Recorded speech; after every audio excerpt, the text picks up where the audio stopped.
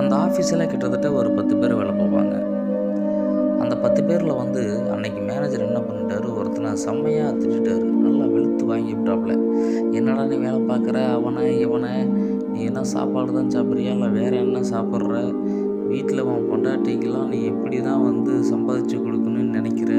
ஒழுங்காக வேலையை பார்த்தா தானே உன் பிள்ளை குட்டிகளாம் காப்பாற்ற முடியும். வேலையை வந்து உனக்கு தக்க வச்சுக்க தெரியலன்னு நினைக்கிறேன்.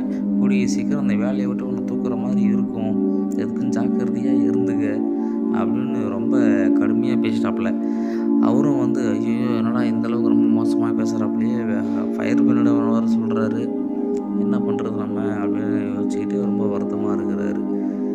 இதுக்கு முன்னாடி என்ன நடந்திருக்கும் அப்படின்னா, இப்போ திட்டு வாங்கினார்ல, அவர் என்ன பண்ணியிருப்பார்னா, காலையில் அவர் தான் டீம் லீடரு. அந்த டீம் லீடர் உள்ளே வரும்பொழுது அவர் டீமுக்கு உண்டான ஒரு 3 பேர்த்தில் ஒருத்தனை ஏன் லேட்டாக வரும்னு சொல்லி செம்மையாக திட்டிருப்பாப்புல. "நீ என்னது 1/4 மணி நேரம் லேட்டாக வர? அதுக்கு மூடிக்கிட்டு வீட்லேயே இருக்கலாமே, எதுக்கு நீங்கள் வந்து வேலை பார்க்குற? ஒர்க் ஃப்ரம் ஹோம்ன்ற பேரில் நீ பார்த்தீங்கன்னா வச்சு 6 நாள் சம்பளம் வாங்கிட்டு போ. எங்களுக்கு 6 நாள் சம்பளமாவது மிச்சமாகும். அந்த சம்பளத்தை நாங்கள் வேறு எதுக்காச்சும் யூஸ் பண்ணுவோம்" அப்படின்னு இவர் வந்து காலையில் பயங்கரமாக திட்டிருப்பாப்புல.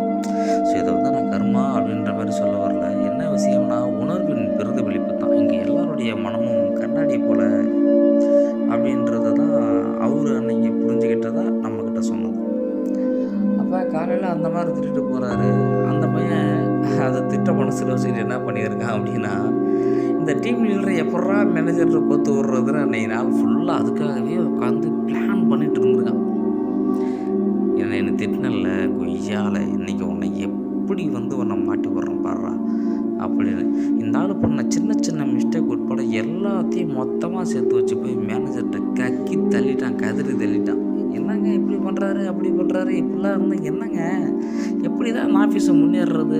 ஒரு டீம் லீடரே இப்படி இருந்தால், வழிநடத்த தெரியாமல் இருந்தால் நாங்கள் என்ன தான் பண்ணுறது அப்படின்னு போட்டு நசுக்கி தள்ளிவிட்டான்.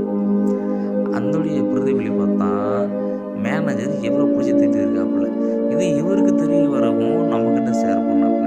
அப்போ நம்ம இதில் இருந்து என்ன தெரிஞ்சுக்கணும் அப்படின்னா, நம்ம எதை விதைக்கிறோமோ அதை தான் பெறுவோம். ஆனால் இது எவ்வளோ ஆழமான ஒரு விஷயம். பேசும்போது சாதாரணமாக இருக்குது, ஆனால் இது ரொம்ப ஆழமான ஒரு விஷயம் இல்லை. நம்ம இன்னொருத்தங்களுக்கு ஒரு தப்பான ஒரு உணர்வை கொடுத்துட்டோம்னா, அவங்க கண்டிப்பாக அதை நமக்கு திருப்பி கொடுத்துருவாங்களே, உண்மை தானே. ஆனால் இது தெரியாமலே நம்ம வந்து கோவப்படுறோம், என்னென்னவோ பண்ணுறோம். அதனால் கொஞ்சம் பார்த்து ஜாக்கிரதையாக இருந்து வாழ்க்கையை நடத்துங்க, ஓட்டுவோம் நல்லபடியாக. வாழ்க வாழ்க.